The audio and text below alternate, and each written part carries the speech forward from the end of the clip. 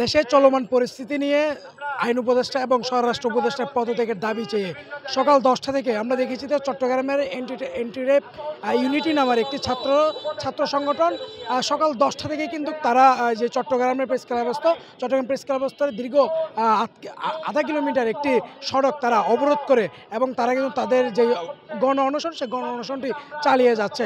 এখন পর্যন্ত তাদের গণ অনশনটি তারা চলমান রেখেছেন এবং তারা তাদের একটাই দাবি জানাচ্ছেন, সেটি হলো বর্তমানে দেশের যে চলমান পরিস্থিতি, অস্থিতিশীল পরিস্থিতি, পাশাপাশি বিগত দিনগুলোতে একাধিক ধর্ষণের যে সকল ঘটনাগুলো ঘটেছে সেগুলোর সঠিক বিচার না করাই যেই স্বরাষ্ট্র উপদেষ্টা এবং আইন উপদেষ্টা তাদের পদত্যাগের দাবি কিন্তু তারা জানাচ্ছেন এবং তারা একাধিক প্লে কার্ড এবং একাধিক স্লোগান তারা কিন্তু তাদের সেই একটি দাবি তারা বারবার বলার চেষ্টা করছেন। এবং সাথে সাথে আমরা দেখেছি দুপুর 3টা থেকে তাদের সাথে সংহতি প্রকাশ করে যেই বাংলাদেশের জাতীয় নাগরিক কমিটি রয়েছেন, যে জাতীয় নাগরিক কমিটি চট্টগ্রাম মহানগরের একটি টিম, তারাও কিন্তু দুপুর 3টা থেকে চট্টগ্রাম প্রেস ক্লাবস্থ এসে কিন্তু তারাও তাদের যে বিক্ষোভ সমাবেশ ও অবস্থান কর্মসূচি করছেন। ঠিক একই দাবি দাবও তারা জানাচ্ছেন দেশের চলমান পরিস্থিতি ও অস্থিতিশীল পরিস্থিতি তারা দিনে দুপুরে ডাকাতি হচ্ছে, অস্ত্রশস্ত্র নিয়ে চলাফেরা করছে।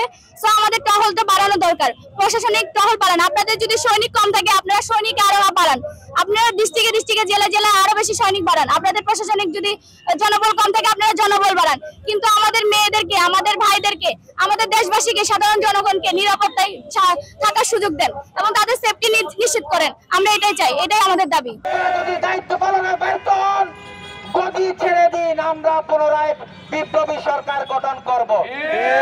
আমাদের বোনদের উপর যদি এরকম কোন অত্যাচার করার অপচেষ্টা করেন আমরা বারবার রাস্তায় ফিরে আসব এবং আমাদের বোনরা যারা আজকে রাস্তায় নেমে এসেছে তাদেরকে পূর্ণ সমর্থন জানাই। প্রয়োজনে তাদের সাথে আমরা অনশনে বসে যাব যতক্ষণ পর্যন্ত এর বিচার না হয়। চোর ডাকাত ছিল, চাঁদাবাজ ছিল, তাদেরকে ধরে ধরে জেলে ভরেছি, কিন্তু আইন উপদেষ্টা তাদেরকে, আমরা এভাবে বলতে চাই, সন্তান স্নেহে তাদেরকে জামিন দিয়ে আবার রাস্তায় নেমে চাঁদাবাজি করার সুযোগ দিয়েছে। আইন উপদেষ্টার ব্যর্থতা, ব্যর্থতা এবং স্বরাষ্ট্র উপদেষ্টা এই জাহাঙ্গীরের ব্যর্থতার কারণে আমরা বারবার আক্রান্ত হচ্ছে, আমাদের বোনেরা বারবার আক্রান্ত হচ্ছে।